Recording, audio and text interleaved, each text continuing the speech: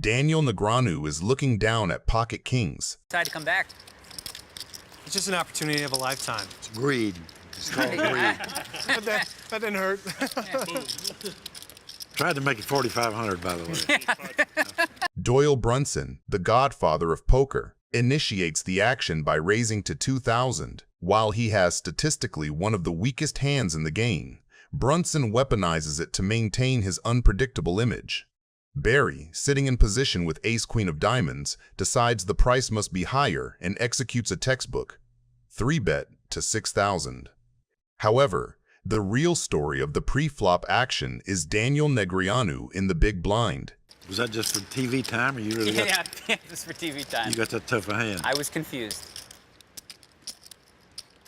I have a very good hand. Yeah, I bet you do. Daniel wakes up with pocket kings, the second best starting hand in Hold'em. By not re-raising, Daniel underrepresents the strength of his hand, hoping to trap both Doyle and Barry in a bloated pot. The flop falls, a texture that connects with every player's range in a deceptive way. Barry, maintaining his aggression, fires a continuation bet of 10,000. Daniel, sticking to his trap narrative, just smooth calls again. He wants Barry to keep firing with a queen or ace high. The turn brings the 3. It is the absolute miracle card for Doyle Brunson. This is fun. Right off the bat, I have no idea what to do. Sensing the board has become significantly more dangerous, I check. Daniel checks. Doyle, now sitting on a monster, decides it is time to take the lead. He bets 21,000. Barry, holding top pair, finds himself in a difficult spot. He suspects Doyle might be at it with a draw or a smaller pair, so he makes the call. Pocket kings have now been downgraded by the board pair. Daniel is in small ball survival mode, hoping his overpair is still good, but wary of the trips. This triple call creates a massive pot of over 111,000, setting the stage for a dramatic conclusion. The river is the 4 of diamonds, which is another ridiculous turn of events in this hand. Now, the action takes a violent turn. Barry Greenstein, now sitting on the nuts, shoves all in for his remaining stack. Daniel Negreanu, displaying the elite discipline that has made him a legend, quickly finds the fold button. He correctly deduces that his pocket kings are no longer the best hand in a spot where 2 other players have shown this much interest. That's a card I didn't want to see. I don't really see Barry making this play without a flush or a full house. I call it. Doyle calls and sees the bad news. That's what I was afraid of. You turned a 3 to a? If I raised the flop, I would have lost the whole thing. Yeah, I wasn't going anywhere. No, I had you. You had me beat? Jeez. It's the story of my life lately. Daniel Negreanu is looking down on pocket 7s. Pre-flop. This is one of those old-school tension spots where everyone at the table knows something big is brewing before the cards even hit the felt. Hellmuth opens to 900 with whatever he has, Go on, Phil. doing his usual, I'm supposed to win every pot routine. That small raise size in a deep cash game invites action, and Negreanu obliges by re-raising to 3,200 with pocket 7s. For Negreanu, this is a classic squeeze hand. He is on the lighter end of a value range, but against Phil's wide open and the dead money in the middle, 7s play nicely as a pressure tool, strong enough to call a 4-bet if it is small, but also perfect for picking up the pot uncontested a lot of the time. Then Doyle wakes up behind them with pocket jacks and makes it 11,700. That sizing is important. It is big enough to say, I am not messing around, but not so big that it shuts the hand down. From Doyle's point of view, jacks are way too good to just call and risk letting Hellmuth or others peel cheap. Good chance you'll get it all, buddy. Yeah, I'm thinking that. I'm just counting it up here. You got 80, it's 85 more? He wants to isolate Negreanu, punish the lighter 3-bet, and take control of the pot with position. Okay, I'll raise it. There goes Doyle. He's all in. Once or twice, Doyle. It's like one of those days I've... Daniel calls. It's up to you. I'll do twice. What is 37-2? 37-2 each? So we got 37-2? Are you paired? Yeah, I'm paired. You're not paired? Yeah, I am. Uh-oh, that's bad for me. Okay, I was hoping you had ace-king. Alright, guys. All right, put a 7 out there and then a straight. The flop, 4 queen deuce. That's a good flop for Doyle. Ace on the turn. I just like to double Doyle up. That's what I do. Gets short, I feel bad. It's a 9. One for the good guys. Hey, Doyle, what you always say is always feel good to what? To win the first one. Oh, my. That's the one. There it is in the door. You got a diamond draw. It's always exciting. I knew I was going to hit at least 1-7. No diamonds here. No diamonds? There's like no way. No, there's no doesn't diamonds count. here, I'm saying. Diamond or jack's gotta count. It's got to be a diamond for sure. Diamond. It's not a diamond, it's a 5 of spades. 5 of diamonds. I took one of them away. More than 22% because there's 5 dead cards right here. Thanks, Phil. There you go. There it Boom, is. boom. Nice hand. Vanessa Russo is looking down on pocket aces. Pre-flop, this looks like a routine spot that secretly sets Vanessa up for maximum pain. She opens to 1,000 with aces, the dream starting hand, and gets flatted by Lex on the button with king 4 of clubs. Suited king in position versus a single raise is completely standard for him. He is not trying to make a monster. He is trying to play pots and lean on people post-flop. What Vanessa sees is a competent pro calling wide on the button. What she does not see is that this exact hand shape is built to crack an overpair on a low-paired board. Right here? This is the weird spot? No, the hand, that hand's the weird spot. The flop comes king 4-3. For ranges, this is a disaster for Vanessa and a celebration for Lex. She still has the overpair advantage in theory, but in practice his flatting range includes all the suited king X and random sets. He decides not to get fancy and leads 2,500, a small, confident attack that says, "I connected." With top and bottom pair, he is miles ahead of all her one-pair hands, yet still vulnerable to overpairs and bigger kings, so betting to define the hand and start building a pot is perfect. The turn brings the queen, which is one of those cards that helps the aggressor's story more than it helps anyone's actual hand. From Vanessa's perspective, it is a brick. From Lex's seat, it is time to defend from the possible king-queen. When he fires 7,700, he is saying, "I still have it and this board keeps getting better for me." With top and bottom pair, he is now comfortably ahead of every overpair. The only real disasters are sets or slow-played king-queen. Vanessa again just calls. That second call is very telling. She is no longer trying to protect aces. She is explicitly putting Lex on a king or a bluff and deciding to ride the hand down as a bluff catcher. The river pairs the 3, and that seemingly harmless card quietly locks in the cooler. Lex's kings and 4s are now counterfeited. When he bets 18,400 for the third time, the line is completely coherent. Oh, sick river. Unbelievable. Pretty good with these rivers with aces. Tony G is looking down on 7 deuce suited. Pre-flop, this starts as a very simple spot that turns into a textbook example of how board texture can flip the script. I raise it, don't worry, it's like a present. It's not even... Tony G opens with the absolute bottom of the deck.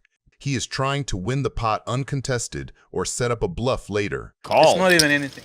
Come on, Elizabeth. Punish him. I can guarantee you I have the best hand. It's not even gonna... Vanessa Russo punished me something sweet. That was the sweetest punishment anyone ever received. Tony bets 2,000. On paper, this is a dream board for Houston. She still has a big overpair, and Tony has mostly missed. Don't get into trouble here. This is dangerous territory. Houston's raise to 6,000 is logical. She wants value while also denying equity to random overcards. The turn brings the jack of clubs, putting a third club on the board and completing a lot of the hands Houston is worried about. Tony leads 10,000 into a pot of roughly 15,500, and that bet is designed to make Houston's life miserable.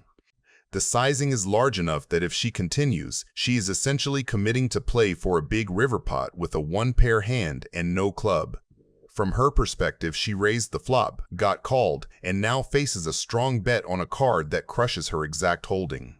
Against Tony's reputation, it might feel like a bluff, but when you replay the hand from his range instead of his actual cards, it is very easy to give him flushes, sets, or queen jack. It's a sick laydown. But I know I got it.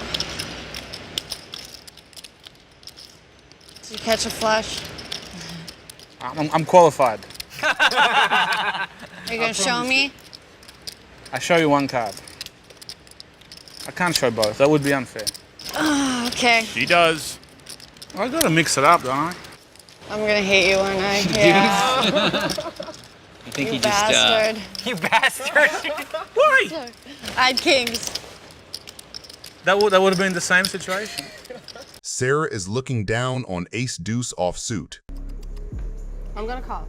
She limps the button with her hand being super under-repped, super annoying to play against because it's technically garbage, but it blocks top pair and it can still make nutty stuff. Me and Mrs. Finland right now, heads up. I believe it's Ms. I'm sorry, Miss Finland. All right, let's see a flop. Ronnie checks the big blind with 8-4 offsuit, which is exactly the kind of hand you want to see flops with for cheap.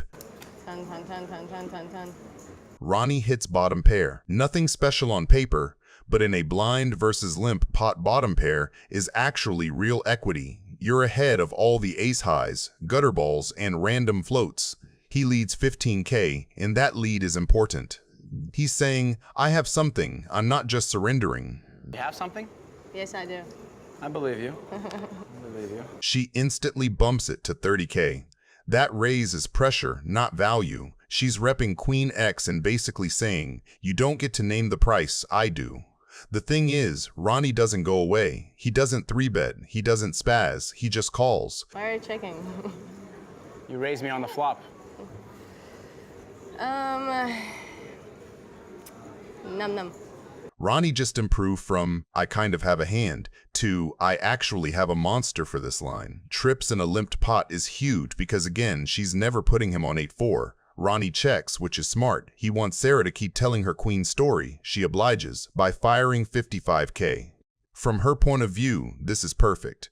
She thinks she already took control on the flop, so she keeps the narrative going. I raised you, you just called, you check turn, I'm still ahead. Ronnie now springs the trap and check raises to 155K. That's him basically saying, okay, I've got it. Time to pay full price. 255. She re-raises. What? Against a lot of players, this ends the hand. People hate facing turn check raises because that's usually the I'm not bluffing anymore line. But Sarah does something that tells you how serious she is. Really, huh? 255,000. That is not a protection raise. That is, I am not afraid of your story, I'm upgrading it. Now pause there and think about what that looks like from Ronnie's chair. He thinks he's the trapper with trips, and then she snap re-raises his check raise. That's psychological whiplash. At a minimum, she's repping queen with a real kicker. Ronnie, she's a little better looking than you. We're kind of rooting for her. Sorry, Yeah, buddy. I know. Maybe even something nuttier. He can't fold trips there, obviously. He calls. But the dynamic just flipped. He's no longer casually extracting. He's now in a leveling war. All in. And she shoves. In Ronnie's spot, what's your move and why? I want to hear from the guys who've actually been in these pots. On your way back from the comments, don't forget to like and subscribe. Oh my God! How is this happening? I thought it would be. I wanted to stay and play with you, Miss Finland. I understand. I know I am. I have a 4. He shows her his hand. Do you have 5-4 or something? Oh, gee. I don't know. Do you play, how often do you play this game? Do you know I have a 4 here? You know I have trips. I don't know if I can fold this hand. I don't know how you play. I never played with you before. What is going on here? If I fold this hand and they see this fold and you have like king queen or something, it's gonna be the most embarrassing thing ever for me. You understand this, right? Okay. And Ronnie's folded. Holy shnikes. Ronnie, you're going to the cage. Mercier is looking down at 10 deuce suited. Pre-flop. This is Jason doing Jason things. There's no straddle. Opening 10 deuce suited from late position in a soft, splashy lineup. It is loose on paper but fine in practice. He has position, deep stacks, and 2 opponents who are clearly more interested in seeing flops than 3-betting him. La Liberté flatting ace-jack suited is standard. He keeps the pot multi-way with a hand that dominates a lot of Jason's opens. Vulgaris overcalls 5-4, taking the classic, see a cheap flop and try to hit something weird. The flop comes, and Mercier couldn't have asked for better. With 10 deuce, he has flopped a full house on a board that is supposed to be much better for his range than for the callers. He has all the overpairs, big tens and suited junk that connect, while the flats are capped around medium pairs and broadways. When it checks to him, his 2,300 c-bet is completely standard and perfectly sized. It looks like a small, routine bet on a paired board. It keeps in 10x, pocket pairs, and backdoor draws, and it gives plenty of room to barrel. La Liberté's call is where the trouble starts. The turn brings the 6 of spades. Flushes are still possible, but the relative hand strengths have not shifted. Mercier is still sitting on the effective nuts against realistic ranges. When La Liberté checks again, Jason continues his story with 6,200. This sizing keeps his range polarized between trips, boats, and airballs.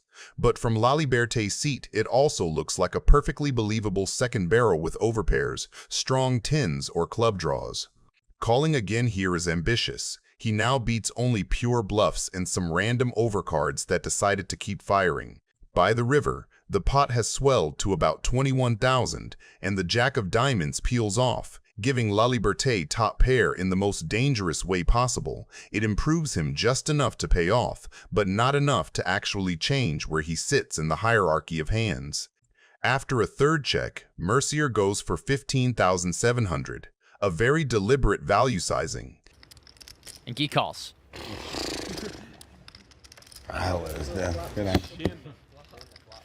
Doyle Brunson. And I got my jack at the end. 2 spades. Oh my God. The spades come against him. Negreanu is looking down on pocket deuces. Luca opens to 30K with pocket nines, a bread-and-butter early raise that covers a wide band of low and middling boards and pressures the offsuit broadways behind him. The hand wants callers who show up with overcards and then miss. It also doesn't mind playing smaller pots where it can value bet cleanly across safe runouts. Negreanu flat calls with pocket deuces. Small pairs love this configuration. He has position to control price. Stacks are deep enough to realize implied odds, and keeping it single raise preserves all the set and wheel runouts that print against one pair. Turning deuces into a 3-bet would just funnel Luca into strong overpairs and invite a 4-bet. Calling keeps the deck wide and the story flexible. The flop comes low and connected, exactly the texture where the caller can credibly have all the sets and the occasional 4-2 or 6-5. Luca makes the routine range C-bet for 28K. On this board, the small size folds out pure air, taxes random overcards like ace-queen, and keeps worse-made hands honest without bloating the pot or polarizing his range. Negreanu's raised to 95K. From this configuration is perfectly believable. He's repping sets, 2-pair like 6-5 suited, and some straights. With deuces, he isn't spinning it. He holds a live gutter to the wheel plus 2 cleanouts to a set, so he's applying pressure with real equity while seizing the narrative. The sizing forces overpairs and top pairs to define themselves now, rather than getting a cheap turn that could punish them. Luca's call protects his overpairs and some slow plays, but it also hands tempo to Negreanu and nudges Luca toward a bluff-catch posture on a lot of turns. He's inviting Negreanu to keep telling the story and hoping to catch him on a bad card. The turn pairs the 3 and Luca checks. It's a tricky card for both players. It slightly trims the number of set combos. Negreanu repped on the flop, while making overpairs feel a touch safer against bluffs and draws. Negreanu checks back. That's the disciplined pivot. Firing again would polarize on a card that dulls his set story and invites stubborn calls from exactly the hands he wants to move on the river. The river is the 8 of clubs, and Luca checks a third time. After flop pressure and turn control, that third check leaves his range heavy on single pair hands that hate facing a big ask. Daniel bets ridiculously big, 400K. Wow. And Luca folds.